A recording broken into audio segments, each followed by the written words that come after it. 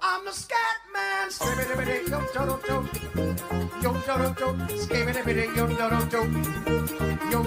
I'm the scat man.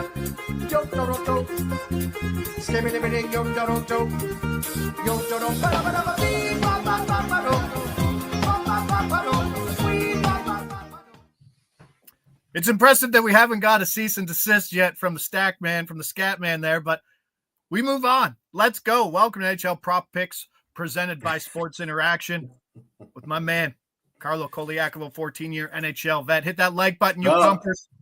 How are you, bud? Good morning? No, terrible morning. I'm in one right now. Me and my internet are not good friends this morning.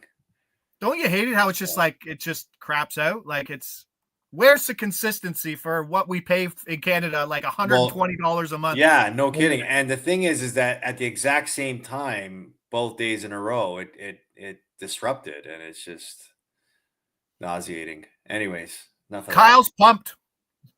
He gets to watch the show. Welcome, Kyle. Appreciate Hi, it. Kyle. Everybody, Bobby, Big Mike spitting fire early at the top of the list there. Happy to have everybody there as always. Giant slate. As you know, I can't stand giant slates. It's just so much to go through. There's lots to pick with, but in this spot, there's a few. I have unders today. I don't like it. I maybe released one under. I think I have 3 unders today in terms of just where I think I see some value. Yesterday was awesome. Like, we had the shots yesterday. Sorry, go ahead. Yeah. No, I was going to say, going back to yesterday, we said that, the Edmonton, Minnesota has a chance to be a high scoring game, but we don't know who's playing in net and who's not playing. And all the top guys on both teams stacked. We missed it. Yeah, I won a couple grand last night on that game. It didn't want to flaunt. I just hit all the guys. I hit all the guys, man. You went selfish on me yesterday? I didn't go selfish. I told the plays were there. We talked about it. What do you mean? We gave up 2 plays. What were the plays? The plays were the top line, Hyman, and I released Hyman and Nugent Hopkins at plus 160 yesterday on X. Oh, my God, I hate you right now. Yeah, but I lost a lot of money in the first game because I think 5 of the 6 points were from Carolina defensemen. I was tilting last night. It wasn't great, but we hit some of the other ones. Interesting to see how they rewarded that Ryan McLeod goal. It's officially called awarded goal because he got slashed with the empty net, and it's not a penalty shot, it's a goal. But they give assist to it. I didn't think they'd do that, but they did. So some Tage. I don't know why they wouldn't. I mean, the pass has still got to get to the guy. Did you see Thompson's shot? Right? Yeah. Like, the assist was off the post. Pretty crazy. Ooh, Mr. Gerg's talking about San Jose. We got lots, and we got John and Adam coming up, releasing NBA picks right after us and before you bet coming up at noon. So lots to get going. Let's get to it. And if you don't think game script exists in hockey, just look at Buffalo. 24 shots in the first 2 periods. They had fucking 0 shots in that third period hanging on to a lead. Oh, that's why. So they had 0 shots and scored a goal, but that goal wasn't recorded as a shot. Because, wow. Yeah. Crazy. I was wondering where they got that stat from. I'm thinking, like, how am I reading this? Like, I'm just so confused reading this. But now I understand. That's it. Let's go. First, I wanted to get to the Tristan Jarry waiver news and just kind of crap on Kyle Dubas in terms of everything that he's done. Riley Smith traded for and then traded away. 1.25 million dead cap, gets a 2027 mid-round pick. Garbage. Jarry 5 by 5 plus waivers. Ryan Graves 6 by 4.5. He has 0 points, pal. Yeah, terrible, man. Lars Eller. That's a terrible list to be released. Achari, Nieto, Carlson trade. Try to have to defend it. Oh, it's just a stink list, bud. I know. Poor Crosby. Yeah, big time. But does that say do you think they could trade him? Like Crosby? That conversation hasn't kind of heated up yet. I don't think it's going to, because if you look at the standings, like, Pittsburgh's 1 point out of a playoff spot. So why would they? And their goalies are Djokovic and Bumfist, I know, but they're 4 points out of a playoff spot. That push has to come from Crosby. It can't come from the organization, because he's made it pretty clear that he has no intentions of leaving. So unless that push comes from Crosby, it ain't happening. Amazing. Well, hopefully the noise gets bigger because that's a cool one just to be in the media and see where it goes. I would love to see him pull a Ray Bourque and move and get a cup somewhere else as well. New Jersey, Toronto. Toronto plus 105, over under sitting at 5.5. John Tavares ruled out. If you clipped this show last week, things couldn't have gone worse after us being poly positive, saying, I love everything about the Leafs. I'm not scared of them. This is the year. And then loss, and now John Tavares on IR. Yeah. The play here, I think, if don't buy it now. Wait to see what the morning skate lines are. But if Nylander stays on that second line and he's playing with maybe Pacioretty and maybe Domi centering it, this is a guy who has 1 goal in his last 11 games. He has points in just 2 of his last 9 games. He's kind of checked out. And the thing that I like, where maybe I'd be most afraid of Nylander pointed in this game, is on the power play. That's been brutal and loses its best draw man, and will probably have to go with Morgan and go with Morgan Riley on the back end. How does this Tavares loss compound all the way down to what now will be like a third line without even Max Domi on it, probably? Yeah, that's I kind of like the value you're getting on this with Nylander. I think you're right saying, watch the morning skate and see what the lines are, but Toronto's a tricky place right now because this is a team that always finds a way to elevate their game when their best players are out of the lineup. I mean, they're getting Jake McCabe back, which is going to help their defensemen, according to Jake McCabe, who said he was ready to play yesterday. But with the way New Jersey's playing too, it's going to be a big night for Sheldon Keefe. It's going to be an emotional night for him. And maybe the under is the trend here. They've gone under the last 2 times they've played, have they not? No, just the last time they played. Game 1 was 4-2. No, I think hold on, let me open it up here. I'll bring it up this morning. Got a clip. We got a clip. Yeah, unders the last 2 times they've met this year. Yeah, I don't know. And it's that same thing. Remember, we always talk about the first game back of adversity, losing a guy, and that's where you get your best response. And I think in this game, the best response isn't them putting up 5 goals. This is like locking things down and being a true under game. Big response for Sheldon.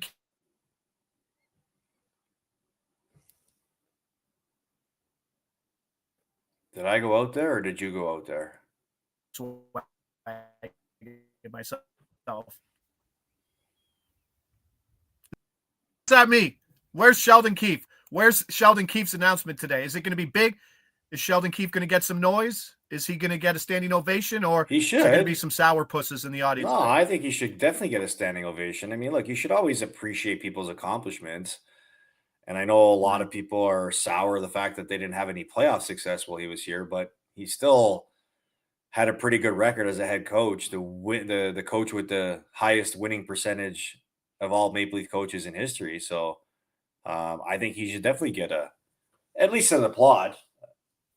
And your internet. Is it my internet? My internet, bud. Is it your internet or my internet? Yeah. Your internet's beating up on my internet, pal. Yeah. That's what they call contagious. Yeah. But maybe don't ever come at me and say, "Are you hardwired?" Yeah, I'm certainly hardwired. Do this show all the time. It usually never happens. All right, let's move on because we do have basketball. But I'm with you. Like, I appreciate the accomplishments. There should be no booing, I think, for Sheldon Keefe. I mean, He wasn't the one scoring 1 goal in every playoff game. Calgary, St. Louis, one of the few games I do like goals, despite them just playing in the other game in the home and home, to the under. Sadly, -140 St. Louis, 5.5 total. Go on both lines here. And the Coleman Backlund line is +300 for a point each. That's where I'm going with that. And then I'm going with Kyrou and Holloway point each, +175. Coleman Backlund are the first guys over the boards in terms of that PP1, which I like, and same with the Kyrou Holloway line. So you have that. But another advantage here, if you've looked at the special teams, St. Louis, worst penalty kill last 30 days, 65%. Calgary, number 30 at 67. Big power play opportunities on both sides. Now, these aren't releases, but I think things you should look at. Cam Fowler, PP1, +600. Dylan Holloway, plus 450. Braden Shen, plus 550 for a power play point. On the other side, in Calgary, Rasmus Anderson, plus 600. Backlund and Coleman are plus 650 each. These are PP1 guys, albeit they split it down the middle, but those are some big numbers in terms of that game, and I wouldn't be surprised if other people hit it too. Stop using neighbors' Wi-Fi. Oh, but it's so good and so cheap. As I said, 100. It's like a unit a month for my internet, and I don't even have that. I'm a dinosaur who doesn't have a phone and doesn't have cable. I'm just an internet guy. I've lost Carlo. It's spelled neighbors. Beautiful. Sorry, you can go double stack. It's all good. The double stack is big here, right? Like you can go the double stack. Where is it? The double stack is somewhere around 625. The triple stack, bro. Like if you add, this is getting crazy though. Backlund and Coleman and Coronado's on that other line, although he doesn't correlate perfectly. They're plus 625. Shen, Kyrou, Holloway, similar price. The triple, 33-1 for these guys. I know we usually don't. We have a 33-1 stack here right now. Yeah, the 33-1 is the triple that doesn't totally correlate, but I do like it. It's 33-1. That's a big one. Wow. Okay, so what is it again? It's the Holloway, Shen, Kyrou line, and then the Backlund, Coleman, Coronado line. And Coronado's actually the shortest guy for a point of all those because they think he plays on power play 1 with Kadri and Huberdeau, or actually he plays now power play 2. And this is a back-to-back, isn't it? They just played. That's the home and home. So that's where my question to you is, and I kind of bring it up when we see home to homes, but like 2-1 first game, home to home. Like just because the same team's playing in a different barn, we shouldn't expect another 2-1 game. Like things can change dramatically just because of the setting in the game. No, this isn't home and home. This is 2 straight games in St. Louis. Is it? Yeah. They played 2 nights ago in St. Louis, and now they're playing in St. Louis again. I've never seen that. I've never seen that either. I just assumed it was a home and home. I'm like, okay, that's kind of a weird home and home, but I thought so. But then I remember watching the St. Louis game the other night, and it was in St. Louis. I'm like, wait a minute, are these 2 games in a row in St. Louis? That's weird. Pete Shefford said both games are in St. Louis, so I don't know. Nelson Perez saying Flames drawing like 3.4 penalties against a game in last 5. Blues drawing 2 against a game for what it's worth. Appreciate it. Always like, and you missed it in yesterday's game. Carolina got 2 penalties right out of the gate, or 2 power plays right out of the gate, basically 4 minutes of PP time. Now, if they score on one of those, like the game's different because then you get the rubber band effect of going to the other side. Vladar versus Binnington. That's the only problem, Nelson Perez. Like, is it Vladar? I was expecting a Wolf game. Well, Wolf played the other night, so it could be a Vladar. If it's Vladar, it's way better because Wolf has been playing great. Thoughts on Panthers? I kind of like Detroit tonight. I'm absolutely with you, and it's a great segue into the next game. Detroit, Florida. Florida minus 225, over/under sitting at 5.5. Why? Actually, Why? Hold on a second. I'm looking at if Vladar played last game, so I think it could be Wolf. Yeah, it should be Wolf. I've accounted it. I've accounted for it being Wolf. And he's the better goalie, and I'm still happy. Still happy taking the stacks. Detroit, Florida. I have no interest in betting Florida at minus 225. These are 2 teams who are playing identical hockey over the last 30 days. 607 point percentage versus a 615. Goal differential is literally even for both teams. Although Detroit's playing high scoring games, Florida not so much. Special teams even. I don't know where they come to this number. Don't you see these 2 teams as a lot more similar, with Florida not really playing their best hockey or giving a fuck? Yeah. Well, pardon your language over there. Sorry, I didn't know you. Look, I mean, prior to losing to San Jose at home the other day, Detroit, they were the hottest team in the league with 7 wins in a row. And Florida has kind of been like a mid 500 team. I know they got an overtime win in New Jersey last night, but it's their first game home after a road trip. I don't see why they should be this big of a favorite. I think you're getting tremendous value at Detroit plus 195 right now. Yep. Currently plus 200 at Sports Interaction. That's a great spot to bet it there. Yeah, thank you. Hit that like button if you're watching live right now. Do it. I'm waiting. Yeah.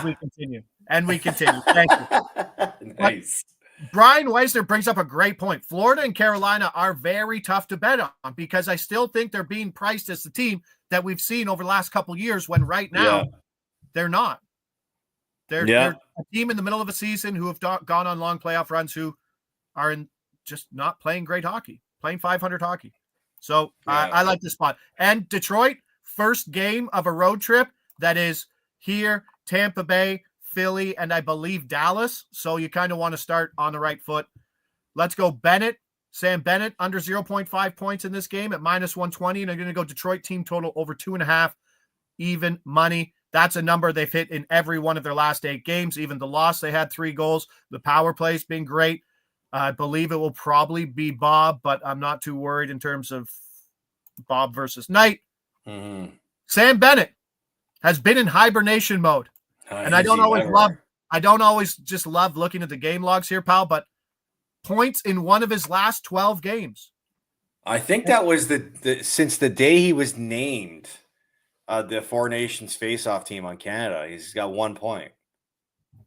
Yeah, he's been brutal, and he's on the second line, and he's on PP2. But Matthew Tkachuk, a big reason for the bet. Matthew Tkachuk has jumped to that top line. I don't know. I'll maybe wait to see the morning skate as well, but that's what the projected line is: Tkachuk, Reinhart, and Barkov, because they're not playing great hockey, so they're loading up there, and that leaves Sam Bennett on a second line with Listerainen and, come on, Josh, say it, Mackie Semekovic.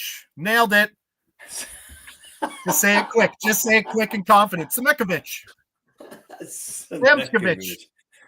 Yeah, I don't know how to say that one either. So, but he's played PP one time. Like, it's not like I don't know who the guy is. I just can't say his last name.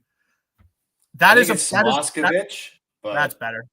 That's not a great line to be on right now. Like, yeah, Florida can score, and I'll take it, but I'll take Bennett, who the form's bad, and you just lost your best winger. Yeah. So what does that do? Like, do you think there's a lot of pressure on Bennett because he got named ahead of guys like Hyman in terms of the Four Nations? I don't think so. I mean, there's nothing he can do about the naming the team. He had a great season, and they felt like he was worthy of it, and he ended up getting. I don't think there's any pressure that comes with it. I think this is just timing. Like, this, the timing of the slump, and we forget how much hockey Florida has played the last 2 years, and winning the Stanley Cup last year and thinking that there's still 40 games left to get to the playoffs. They're probably in cruise control, you know, in a part of the season where they call it the dog days of the season, because you're in the middle of the season and you've already played so much and you still have so much more to go. Maybe Florida's just not interested in playing a lot of these games, especially with some of their top guys, and they're floating. And they're still finding ways, but they're not doing it at the top of their game. And I think Bennett's one of those guys. Yeah, contract year. Let's be honest. Maybe, number 4 pick in his draft. Let's say that he's kind of more valued in terms of not the 82-game schedule and maybe playoffs, the Game 7, because this is a guy who's in the last 3 years, last year coming off a 20-goal season in 69 games. He hasn't pointed. He's never been a 50-point guy in the league. Like, that's crazy. Like, he's not an elite offensive guy. Let's not forget that. So I like the point under at minus 120. Speaking of shit offenses, how about them Islanders, bud? What a segue that is. The last time, now this gets me excited. The last time the Islanders scored a power play goal, December 8th. Wow. That's December 8th. That's like 6 weeks. That's exactly 6 weeks. 14 games. Wow. 0 for 26. So are they still the worst power play and worst penalty kill in the league? Correct. Yes. Yeah. Like, that's got to get you fired as a coach or like a special teams coach when you have the worst power play and the worst penalty kill. I mean, seems pretty obvious, but I think I think the message that Patrick Waugh is trying to send is that what am I supposed to do with the players that I have? What am I Right? supposed to do? Yep, I think he's a guy, and you go back to, if you know Patrick Waugh back in his day in Colorado, where he had both the GM and the coaching duties, or at least a strong say in a lot of the GM's decisions, and then you go to his junior career where he was the Quebec Ramparts coach and GM. This guy when he wants something, he goes out and gets it, and I think the patience that the Islanders are showing in this situation is really irritating him to the point where he's like, I want to be better than we are, but we don't have the talent to do it. Yeah, and so I'm here on Dobson. I think that's the point. You get points in 30% of his last 10 games, but his numbers are way down, 0.49 points per game this year versus 0.89 last year, and I think that has a lot to do with the pricing here. Philly probably getting back will put Sam Ersson back in the net, which is their better goalie. They're coming off that 2-0 shutout loss, so maybe squeezing the sticks tight. And this is a guy who's losing power play time because they're splitting it up because nothing's working. So we're on the under there. And you know how they always say, get your special teams to like equal 100% when you add them together or something, somewhere along that line. If you add the Islanders PK plus their power play over the last 30 days, you only get 67. Wow. Right? Whereas like Winnipeg's like 118, right? Yeah. Columbus 110. That 110 is elite range. 100's probably average. They're sitting at 67. 67. Wow. Yeah, the worst penalty kill, the worst power play. And as Andy Francis did tell us before, like they also don't take a lot of penalties. It's true. So it's not like it's hard to fix the percentage. Yeah, that's a good point. But it's a hard team to target just because they have a bad power play. Bad penalty kill, because they're just not there. And then finally, last game before we hand things over to the boys basketball, San Jose Columbus. Columbus minus 170. That seems a little stretch here. I do like San Jose in the spot, over under 6.5. And we're stacking that line. We finally get a Celebrini line that stacks. And this line, I don't know if you saw the last game, Carlo, this line stacked the 2-point parlay last one, which would have been massive. Eklund, Celebrini, Toffoli, point each, plus 335. I would love a Georgiev start because apparently they hate Askarov, but in this spot, they do. No, he should be getting more starts than Alex Georgiev. Oh, okay. Georgiev, I think. I see what you're saying. And Georgiev gets like majority. Right. And Columbus at home, yada, yada, yada. We say it every time. Number one offense at home. Number one goals per game at home. I know they've burned us in 2 games. One was on the road, one was at home. But it's still a great team. Stacked 2 points last game, like I said, versus Detroit, versus a team that was on a 7-game winning streak. And the triple stack, both sides, if you do the Columbus one that everybody knows, Voronkov, Fantilli, and Marchenko, 14-1 for the triple. Yes, Askarov has been. Celebrini, we brought it up, and this will be our last talking point. Celebrini versus Lane Hudson. You mentioned it, coming off 3 points, number 5, ahead of guys like Fox and Hedman in points. If you can get Celebrini versus the field, which includes Hudson at plus 200, you're still buying that, right? Yes. You think Hudson? Absolutely. You think it's a coin flip right now? I think if Hudson eclipsed the 50-point mark, which he's not that far off, this guy's projected to get 67 points in his rookie season as a defenseman. Like, I don't know how much more he needs to do to win that, regardless of what season Celebrini has. Celebrini was expected to be this guy. I don't think Lane Hudson was expected to be a 60-point guy in his first season in the NHL. And if you look at the last, Bedard, how many points did he have last year? I think he had like 50. He had 61. So, like, if he gets more points than Bedard, well, as a defenseman, that's crazy. I just think too, like, I look at the last 2 defensemen that won the Calder. It was Moritz Seider. He had 50 points, and it was Cale Makar. He had 50 points. So a defenseman that gets 50-plus points as a rookie should absolutely be consideration, and maybe even be the front runner for Calder. Yep. Nelson Perez, Columbus is a wagon at home, but if Askarov starts, San Jose got a shot. Yes, I'd like San Jose. I'd like Detroit. There's some good dogs today. Interesting to see what happens in Toronto. But that's what we got today. I'll tweet out all the plays. I'll have the condensed card later today. Thanks for putting up with my cold internet.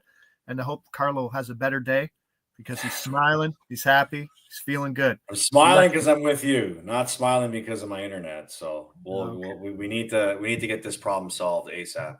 All right, we need to win some bets today so we can buy Carlo an undershirt. I think that's our first first thing of business. So we can get him. We get him some wear. It's so nice, man. This is nice and cozy. Yeah. All right. Don't Thanks even to all be the pumpers. sweating. Thanks to Carlo. NHL Puck Props presented by Sports Interaction. We'll see you tomorrow, 10 a.m. Stick around for John and Adam for the NBA releases right after this. Thanks, guys. Chowza.